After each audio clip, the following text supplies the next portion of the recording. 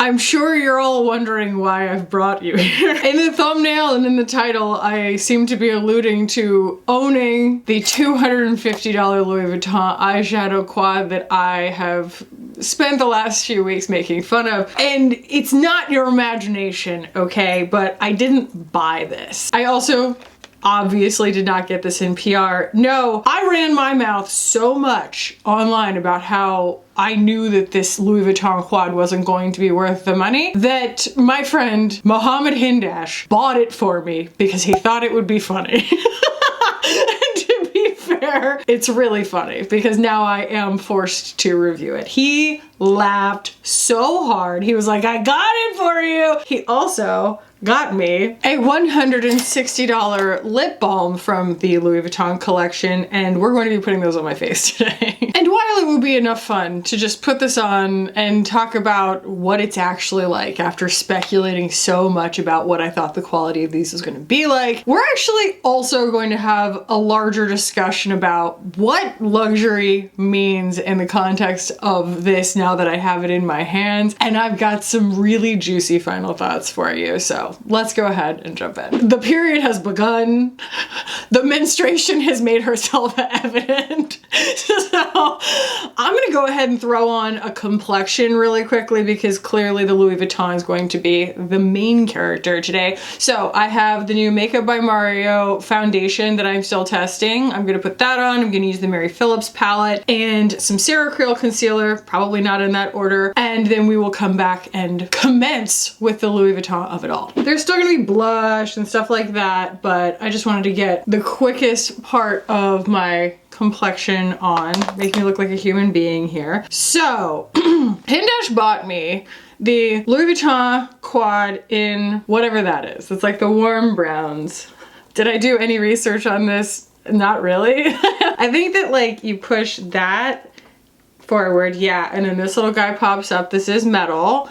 And then this whole thing, I guess, it must magnetize in here. Oh, does each individual shadow come out? Each individual shadow comes out. I haven't watched anyone review this. I've only watched Hindash use it on his Instagram, and then he was messaging me photos of it and videos of it like when he actually got it. But I haven't, like, I don't follow anyone who has it. Like, except for like Nikki Tutorials, and like she, well, actually that was pretty funny. I did watch her review of it, but I wouldn't call it a review. Either way, let me swatch these for y'all because I think that the main assumption here is that these are going to be like Pat McGrath formulas that we're used to, right? Anybody who owns a Pat McGrath palette is familiar with how special her formulas are. And these are not Pat McGrath's typical formulas. Like they're very low pigment and they build really slowly compared to what I mean, I have Utopian Dream and Mothership 7, which I love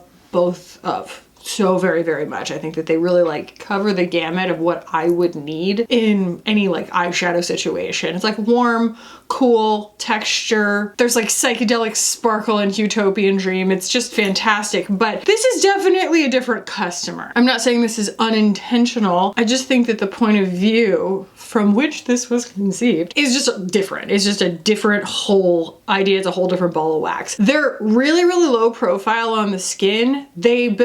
Did I say they build slowly? They build really slowly. In fact, let me swatch that against my 300 palette, the Couture Mini Clutch from YSL here. Very similar colors, just different approaches to the formulas, but I use this quite a lot. And I just want to show y'all, I mean, you can very easily see how much just more pigmented this entire set of formulas is by comparison. Like, it takes nothing for me to get these, I mean, messy as hell, but still these swatches are just kind of, they just build really easily, where this is just this very thin, like you kind of have to dig your finger in to get those swatches of the Louis Vuitton. And you'll see as it applies really slowly. It's definitely, you know, a beginner friendly formula in that sense. And it's like a wear very little makeup friendly formula in that sense, but it's also something that I think can be kind of frustrating for people who are used to getting their makeup on quickly. I also just think that it's interesting, like I've used it one time and already, you know, like the shadow and everything is like making marks around the pan, and like I have absolutely no problem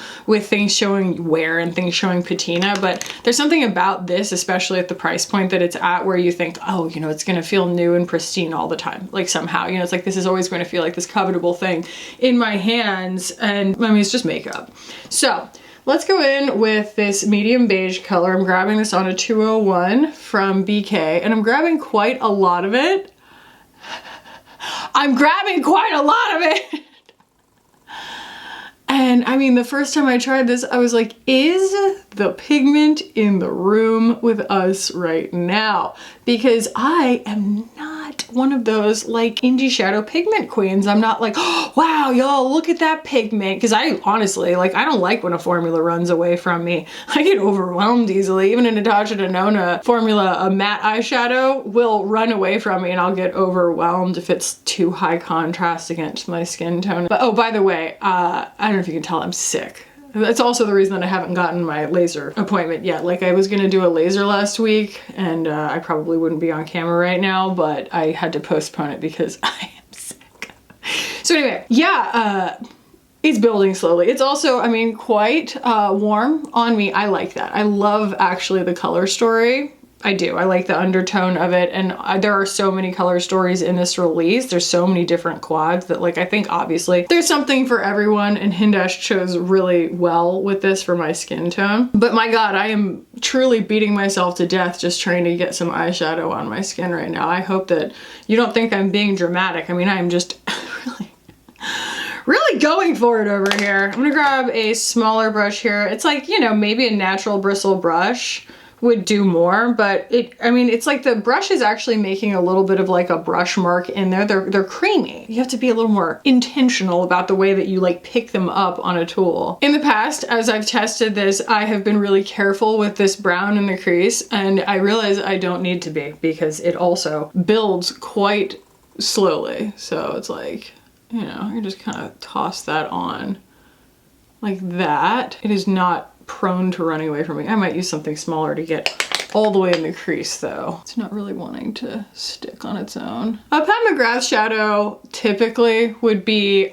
easier to work with in my book just because there is a little bit more commitment to the pigment itself, but it still manages to spread once it's on the skin, and you can get a really nice sheer wash out of it if you so desire. But this is, I'm not saying this is bad, it's just different. It's just like a different point of view because it kind of just takes a little while to get a buildup of noticeable color on the skin, you know? But it's pretty. I mean, look how well that blends. Of course it does. It ought to. It should blend itself, you know? It should have taken half that amount of work. No, I ran across an article over the weekend that was just like very prescient, very timely. While I do see some conflicting information when I search this, the overall consensus seems to be that Louis Vuitton has been reported to destroy some of its unsold inventory at the end of their, you know, year or their fiscal year or whatever, because they want to maintain exclusivity and scarcity, and they never want their items to be discounted or show up in sales. There is a Snopes article on this aiming to just ask the question whether there's evidence to back this up. While there is definitely evidence, and a brand like Burberry has gotten a lot of backlash in the past for doing exactly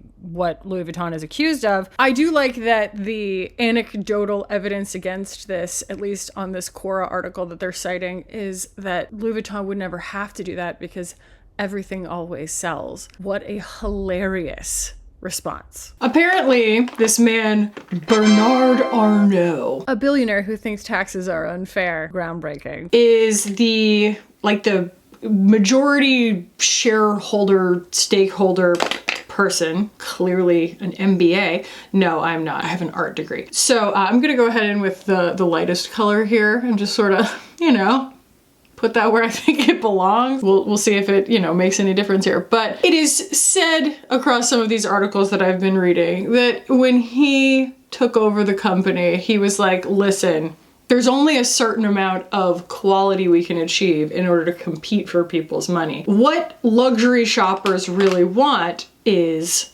exclusivity. They want something that everyone can't just go out and get. They want to feel special, and they want to feel like the money that they're spending is on something special and difficult to get. You know, Hindesh told me that this gold color, like the shimmer, the satin, there's really no shimmer to it, that it's easier actually to use a brush with it than with the fingers, so I will do that. But the idea being, of course, that even if you've never been to one, you know what like a, you know, Saks Off Fifth or Nordstrom Rack or whatever is like, where they do have certain brands that are allowed once they've been at the main department store for a certain season or whatever and they didn't sell off the merchandise. There are brands that then go to those stores and you can get them at a, you know, at a bigger discount. And then there are brands like Louis Vuitton who don't want that ever to be associated with their brand. They don't want people to ever be able to get them quote unquote on sale. And other brands have followed suit. They are not the only ones who do that. I'm gonna kind of blend that color. That really ends up being the color that I will, you know, use for everything in this case. But it really starts to make you think about the approach, because that was what I was really curious about, especially when I first saw this price point. When they announced this, I was like, what are they doing? Like, what is their point of view that they're wanting to charge twice as much as the most expensive, some of the most expensive competitors that they have? And it can't possibly, because it's just makeup at the end of the day, it can't possibly actually be reflected in the quality of the makeup. And honestly, if you know, want to have that be the hill that you're willing to die on, that the quality is there, I think that the Louis Vuitton company and Mr. Arnault would actually laugh at you, because that's not the point. The point is not that the quality necessarily justifies the price. It's that the inability for other people to buy it is what justifies the price. They're shutting out certain people so that the people who can afford it feel more special, because they think that that is what a lot of people define as luxury. So if you're looking at this and you're like, no, I would never be able to afford that. I would never, even if I could afford that, spend $250 on an eyeshadow palette. I'm telling you, that's literally the point. It's not about selling a lot of them to them. It is about selling it to the right customers and making sure that those of us who feel like we can't afford it know that we can't afford it and that we feel excluded. That's the point. So there is the eye look. That is, I believe, the eye look that is most ideal to achieve from this quad, because that's basically what the colors do.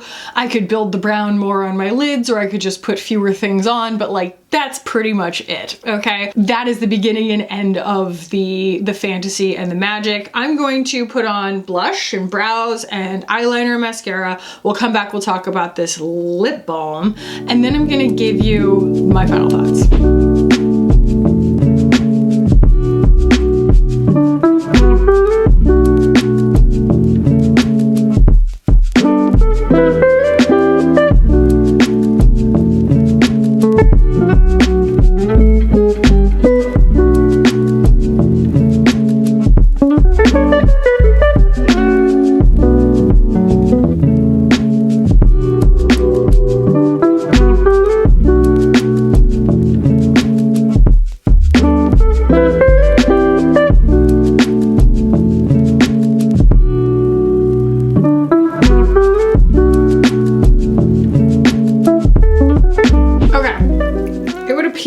That he got me the shade 10 Nude Poetry, and the thing doesn't turn unless you have it in here. It's a neat little mechanism inside there. Do you see that, how it matches up? I mean, the design is pretty cool. It's not like they've, you know, skimped somewhere. They definitely went to the effort to make something that feels really luxurious. You know, it's quite heavy. I have like, you know, Hermes lipsticks that are $80 that feel exactly the same as this. This is $160. So this is the Balm formula, and I was really afraid that they were going to be really overly perfumey, but it's actually a raspberry mint scent that they have chosen. There's no flavor to it. And it's kind of a matte balm. It's like something I imagine Violette having an affinity for, you know, it's just that nice kind of like even coverage of something sheer. Very pretty color. I do really like this. It wears a while. I've found that it's just a, you know, really flattering color, a flattering amount of pigment on me. I will say, it smells like a cough drop. It just smells like a cough drop. It's not bad, because I would rather have it smell like a cough drop than it smell like a Givenchy lipstick, okay? You know, or a Gucci lipstick. Like, they're so overly fragranced I can't even wear them. So at least I'll get a lot of wear out of this because it's very pretty. But the smell is like not particularly cosmetic. It's not very appealing. It smells like, it smells like Carmex. It smells like Carmex. It's very medicinal. And I do have a cold, so I'm probably not getting all of the nuance of the scent. But again, I'm not even really complaining. It's better than some things, but it's not my first choice either. But it's quite lovely. It's very pretty, isn't it? It's a very pretty face of makeup when all is said and done. And I do feel like when you're putting it on, it feels like it has a really unique point of view and that there's something special about the formulas, but like, I'm not sure you like look at that and go, oh yeah, that's a really special formula. I think that the Mary Phillips palette is stealing the show all day long. I feel like I look blended and snatched because of that. The eyeshadow is kind of playing second fiddle. I also used Madly from NARS as my blush, and I feel like it just goes so well with this look, right? Like, it's just right in there. Just fits so perfectly. There were only 2 products to really talk about today. Let's go ahead and jump into my final thoughts, because here's the thing. Now that I have had this in my hands, now that I've gotten to try it, now that I've gotten my head around it, there are 2 groups of people who are supposed to perceive this product. There are the people who plan to buy it, and there are the people who don't. There are plenty of products that people don't care about. There's plenty of things where people go, I don't know, maybe at some point if I need a lip balm, sure. Like, they're on the fence. This is not that product. The whole line. These are not those products. These are not the products where someone goes, I don't know, maybe. It's people who go, yeah, that's for me, and people who go, that is absolutely not for me. And that is by design. The thing that I've been really trying to put my finger on since this came out was like what, again, the thought process was behind it, because the price point is hilarious, right? I mean, it's definitely trying to tell us something. And what it's trying to tell you is, if you are a person who cannot afford this, you are part of the equation in the sense that you exist for a reason. You exist so that people know when they buy this that you can't. Okay? That is the purpose that you as the non-buyer serves in this equation. And listen, if you have this palette and you think that it's great, that's fantastic. I don't think that you should feel bad about buying it, but do understand that the very founding principle of this brand, of its success, and of this release is scarcity, not quality. They might burn the makeup that doesn't sell. I'm gonna assume that they're not gonna burn the makeup that doesn't sell, but in order to create that same level of scarcity, they had to make the price sky high, like something that people couldn't even really conceive of. It was just so unattainable. That is entirely by design. Someone did leave me a comment when I made the video about how much you could get for $250 from Dior versus a $250 Louis Vuitton eyeshadow palette. Someone just commented, quality over quantity. Well, I have it in my hands now, y'all, and I can tell you the quality does not justify the price, but I think we all knew that. And I want to thank Hindash for making this possible. It is absolutely lovely makeup that I will continue to wear because it's beautiful, but it is worth about half the price that they charged for it, much like the rest of my high-end luxury beauty collection. So I hope y'all liked this. If you did, please give the video a thumbs up. If you're new here or you just aren't subscribed yet, please subscribe while you're here. We would love to have you. I'll put a video up here that I think that you'll enjoy if you liked this one. Thank y'all so much for watching, for hanging out with me today. I love you so much. I love you, Hindash. And I will see y'all in the next one. Bye.